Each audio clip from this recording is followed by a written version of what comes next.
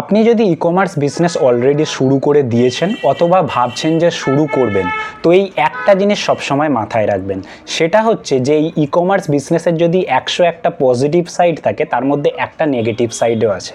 সেটা কি negative side আগে আমি আপনাদের সিস্টেমে দেখাবো এবং আমি তার আগে কিছু কথা আপনাদের সাথে বলে নিতে চাইছি। সেটা হচ্ছে কাস্টমার রিটার্ন। এই কাস্টমার রিটার্ন যখন হবে পার্টিকুলার কোনো প্রোডাক্ট, একটা সিঙ্গেল প্রোডাক্ট, অ্যাপ্রক্স অ্যাভারেজ আপনার অ্যাকাউন্ট থেকে 120 টাকা মাইনাস হবে ব্যাঙ্ক সেটেলমেন্টের মধ্যে।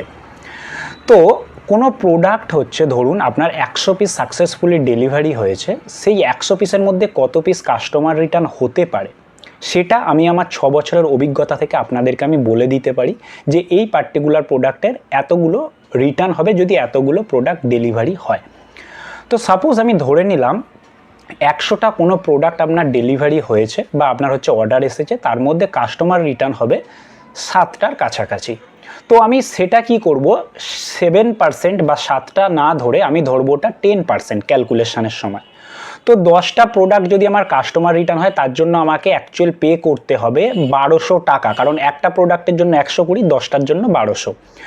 এই 1200 টাকা তাহলে কি আমার টোটাল ওভারঅল লস হয়ে যাবে?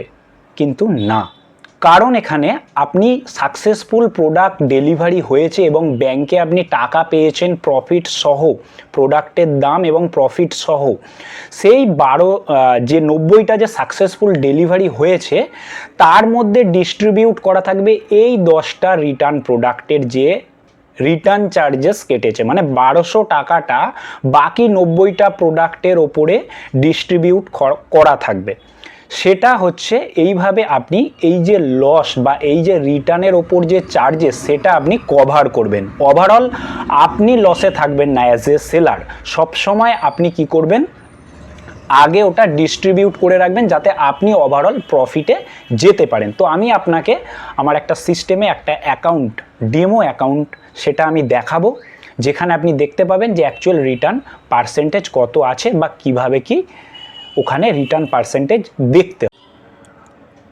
তো এখানে আপনারা দেখুন আমার একটা অ্যাকাউন্টে যেখানে হচ্ছে 245টা প্রোডাক্ট সাকসেসফুলি ডেলিভারি হয়েছে, তার মধ্যে থেকে 22টা অর্ডার রিটার্নড হয়েছে। তো এখানে হচ্ছে রিটার্ন রেট হচ্ছে 8.98%।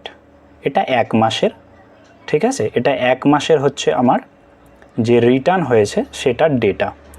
তো আমি যেটা আগেই বললাম যে এই যে 22টা অর্ডার ডেলিভারি হয়েছে, রিটার্ন হয়েছে, এর জন্য আমাকে অ্যাপ্রক্স 120 টাকা করে পার রিটার্নের জন্য আমার যে অ্যাকাউন্ট আছে সেলার অ্যাকাউন্ট, এখান থেকে কাট আউট করবে, তারপরে সেটেলমেন্ট করবে। তো এর যে রিটার্ন যে চার্জেসটা সেটা হচ্ছে আমি বাকি যে 245টা প্রোডাক্ট সাকসেসফুলি ডেলিভারি হয়েছে সেটার উপরে আমি হচ্ছে ডিস্ট্রিবিউট করে রেখেছি। তো ওভারঅল আমি লসে যাব না।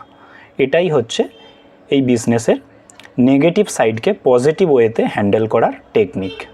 Thank you.